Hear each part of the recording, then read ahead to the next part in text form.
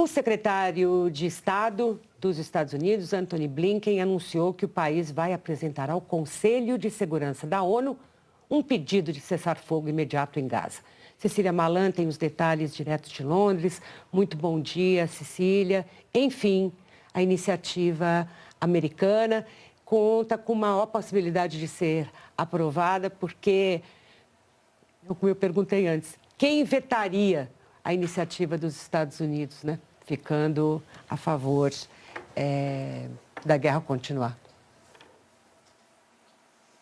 Exatamente, Mônica. O governo americano apresentou esse projeto de resolução apelando a um cessar-fogo imediato, palavra que até então eles vinham negando, rejeitando. E uma proposta ligada também à libertação dos reféns ainda em Gaza. O anúncio foi feito durante a viagem do secretário de Estado, Antony Blinken, ao Oriente Médio, que inclui mais uma parada em Tel Aviv. Esperamos sinceramente que os países apoiem a proposta, ele disse. Os Estados Unidos vetaram resoluções anteriores do Conselho de Segurança, a última só em fevereiro.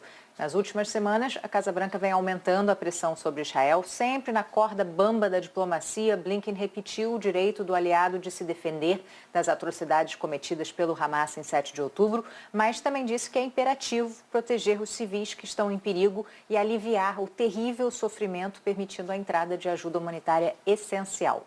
Da Arábia Saudita, que aliás prometeu 40 milhões de dólares para a Agência da ONU para os Refugiados Palestinos, fundamental aí nas operações de distribuição de ajuda em Gaza, Blinken vai ao Egito hoje se encontrar com representantes de vários países da região e depois segue amanhã para Israel. Obrigada, Cecília. Daniel Souza já aqui com a gente também para comentar esse assunto, né, Daniel? Muito bom dia para você. Parece que temos um avanço, Daniel, lembrando que os Estados Unidos aí é que barraram outras resoluções, né, outros pedidos de resoluções.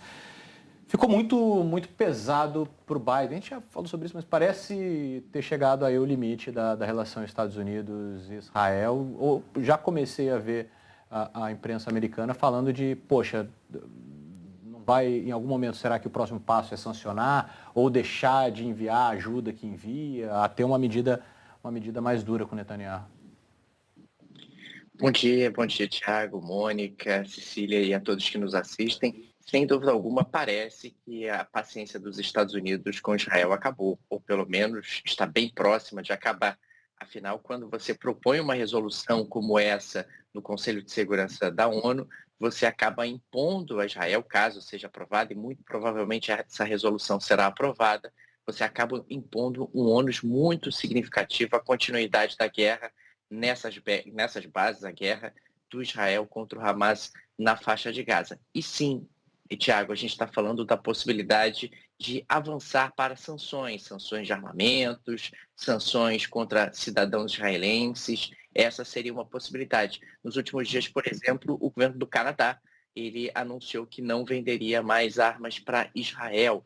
Então, a gente está falando de uma possibilidade que cresce ao longo desses últimos dias. A gente está falando de um contexto também onde o governo do Benjamin Netanyahu está se tornando cada vez mais isolado junto à comunidade internacional, justamente por conta dessa percepção de que ele está utilizando a guerra como uma arma política para permanecer no poder. Quer dizer, ele já não estaria mais tão preocupado, ou se é que ele teve em algum momento, preocupado com questões relacionadas aos reféns, questões relacionadas efetivamente à segurança de Israel. Ele estaria muito mais preocupado em permanecer simplesmente no poder e fugir da cadeia. A resolução também vai trazer questões relacionadas aos reféns, então me parece que aí há um certo equilíbrio. Olha, nós precisamos de um cessar-fogo e precisamos da libertação dos reféns. É um passo muito importante, o Biden vinha sendo muito pressionado domesticamente para agir realmente em relação aos excessos que Israel tem cometido no conflito na região e claro que também há um cálculo político por parte do governo Biden e há também uma percepção do governo Biden que o Netanyahu é um potencial aliado do Donald Trump, quer dizer, a continuidade do Netanyahu, da guerra do Netanyahu na faixa de Gaza, pode ser um elemento que ajuda na candidatura do Trump. E por isso também existe aí um cálculo político doméstico nessa resolução, nesse momento. Agora, Daniel, a gente não conhece ainda integralmente os termos dessa proposta, mas deve ter condicionantes, né? para o Hamas, porque dependendo da gravidade, da intensidade do condicionante, também pode não acontecer nada, né? Porque como é que os Estados Unidos vão conseguir impor ao Hamas que haja a libertação dos reféns, que haja maior facilidade para a entrada de ajuda humanitária, quando se sabe que também o Hamas atrapalha a entrada de ajuda humanitária. Então, sei lá, será que dá para cravar que dessa vez vai? Não dá para cravar, Mônica. Não dá para cravar. Não dá para cravar nem, né? No cessar-fogo, nem nos condicionantes. Você pode ter a proposição da resolução, pode ter a aprovação da resolução e mesmo assim ela pode não surtir o efeito a que ela se propõe. Então, essa é uma possibilidade. Aliás, um dos elementos que tem sido muito criticado ao longo dos últimos anos é justamente a pouca eficácia de muitas das resoluções que foram aprovadas no Conselho de Segurança das Nações Unidas.